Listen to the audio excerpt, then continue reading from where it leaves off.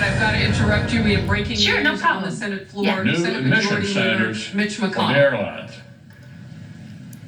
Are you kidding me? This is the moment to debate new regulations that have nothing whatsoever to do with this crisis? That's what they're up to over there. American people need to know it. Democrats won't let us fund hospitals or save small businesses unless they get to dust off the Green New Deal. I'd like to see Senate Democrats tell New York City doctors and nurses who are literally overrun as we speak that they're filibustering hospital funding and more masks because they want to argue with the airlines over their carbon footprint. I'd like to see Senate Democrats tell small business employees in their states who are literally being laid off every day that they're filibustering relief that will keep people on the payroll because Democrat special interest friends want to squeeze employers while they're vulnerable. Squeeze these employers while they're vulnerable. I'd like to see Senate Democrats tell all American seniors who've seen their hard-earned retirement savings literally melt away as the markets track toward their worst month since 1931, that they're continuing to hold up emergency measures over tax credits for solar panels. Tax credits for solar panels. Even with the Federal Reserve announcing even further extraordinary steps today, the markets are tanking once again, as I said, because this body can't get its act together. And the only reason it can't get its act together is right over here on the other side of the aisle. So these are just a few of the completely non-germane wish list items that they're rallying behind, preventing us from getting this emergency relief to the American people right now. 11th hour demands the Democrats have decided are more important than Americans' paychecks and the personal safety of doctors and nurses. So remember what one of Speaker Pelosi's top lieutenants in the House said just a few days ago, and this is a direct quote: "This is a tremendous opportunity to restrict things to fit our vision." To fit our vision. That was the Democratic whip in the House, just laying it out there. Reminds me of the definition of Washington gaffe, when a politician in Washington tells you what he really means. And we heard something similar here on the Senate floor last night, just last night. Here was one of our Democratic colleagues, quote, "How many times are we going to get a shot at a $1 trillion plus program?" Right here on the floor last night. I don't know how many trillion plus packages we're going to have. In other words, let's don't waste this opportunity to take full advantage and get our whole wish list done. They ought to be embarrassed, Mr. President. In fact, I've heard from some of them who are embarrassed. Talking like this is some juicy political opportunity. This is not a juicy political opportunity. This is a national emergency. We had days of productive bipartisan talks to get to this point. Senate Democrats sat down with Senate Republicans and negotiated furiously to get to this point. The bill now contains a huge number of changes that our Democratic colleagues requested, including major changes. We were this close. And yesterday morning, the Speaker of the House flew back from San Francisco. And suddenly, the Senate's serious bipartisan process turned into this left-wing episode of supermarket sweep. Unrelated issues, left and right. I'll tell you what will really lower our carbon footprint, Mr. President.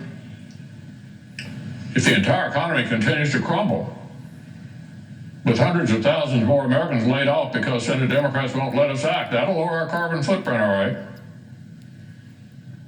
Every single American outside of Washington knows this is no time for this nonsense. A surgeon in Fresno, California says, quote, "We're at war with no ammo. We are at war with no ammo." That's a surgeon in Fresno. An intensive care nurse in New York City says, if we don't get the proper equipment soon, we are going to get sick. Democrats are filibustering more masks and aid for hospitals. Every day, more Americans wake up to the news that their jobs are gone. Their jobs are gone. Democrats are filibustering programs to keep people on the payroll. And they're filibustering a huge expansion of unemployment insurance, which they themselves negotiated and put into the bill. Hundreds of dollars extra per week for laid off workers on top of existing unemployment benefits. And Democrats are blocking it. This has got to stop. And today is the day it has to stop. The country's out of time. Out of time. When the Democratic House passed their Phase 2 bill, even though Senate Republicans would have written it very differently, we sped it through the Senate and passed it quickly without even amending it. I literally told my colleagues to gag and vote for it for the sake of building bipartisan momentum. Because Republicans understand that a national crisis calls for urgency and it calls for bipartisanship. It's time for that good faith to be reciprocated. It's time for Democrats to stop playing politics and step up to the plate. The small businesses in their own states deserve it. Their own state's emergency room doctors deserve it. Their own constituents who've lost their jobs deserve it. In my home state of Kentucky, the governor has effectively paused commerce across the state, and our unemployment system crashed due to demand.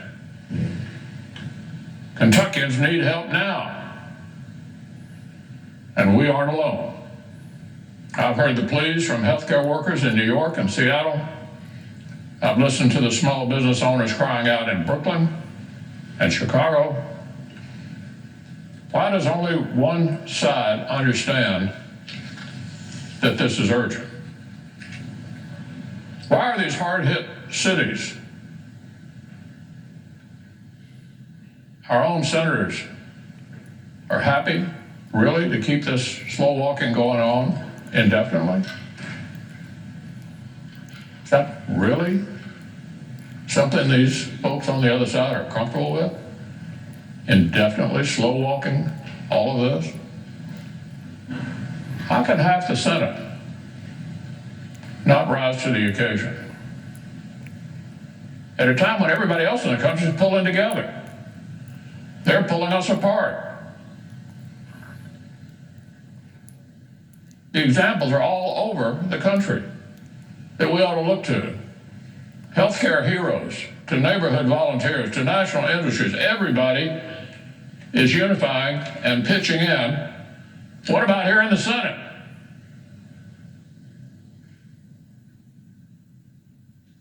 It's time to get with the program. It's time to pass historic relief that we have built together. The country doesn't have time for these political games. They need progress. So we're going to vote in just a few minutes. And I assure you, Mr. President, the American people will be watching.